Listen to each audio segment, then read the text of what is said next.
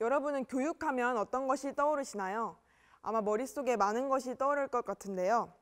그것이 어떤 교육이든 우리 삶의 모든 것을 관여하고 있습니다. 지금 여러분들의 습관, 성격, 생각, 가치관 등등 이 모든 것들이 어릴 때부터 받아온 교육이 만들어온 결과일 겁니다. 저는 오늘 이 강연 자리에서 우리들의 교육에 대해 같이 생각해보고 싶습니다. 지금까지 우리가 받아왔던 교육들은 어떠했는지. 우리나라 대부분의 학생들은 초등학교에 들어가면서부터 공교육을 받게 됩니다. 이전까지 받아왔던 자연, 자유, 놀이, 사랑 이런 교육과는 달리 교과서라는 글자가 가득한 교육이 시작됩니다. 공부를 잘하는 것이 학생들 중에 하나의 우상이 되었고 그것이 가장 중요한 것이라고 생각할 수밖에 없는 환경에 놓입니다. 결국 우리는 듣고, 외우고, 시험 보고, 다시 읽는 과정을 반복하고 있는 것이죠. 이 교육의 종착점은 어디일까요? 현재 우리나라 대부분의 고등학교는 대학 입시를 목표로 학생들을 지도하고 있습니다. 우리는 책의 내용을 외우고 그 안에서 정해진 답을 써내야만 정답이라고 말하는 시험만 보면 되는 걸까요?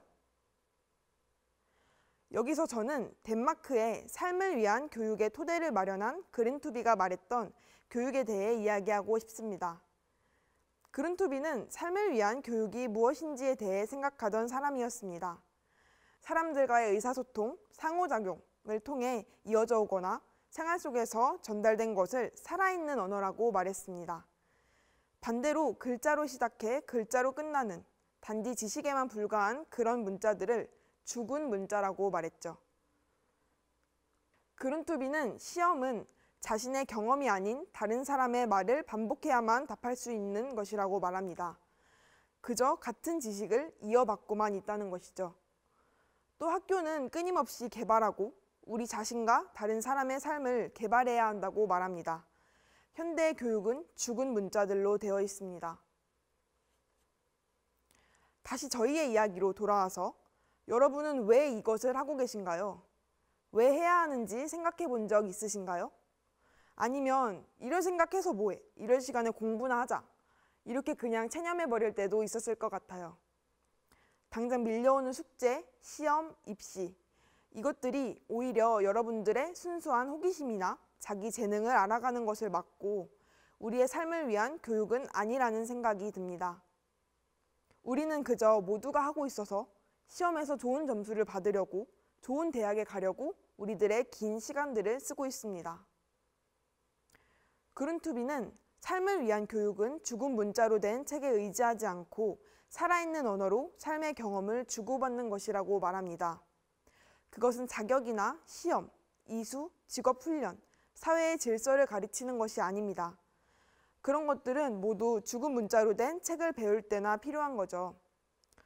또 한 가지 중요한 것은 본인 스스로 깨우치는 것입니다.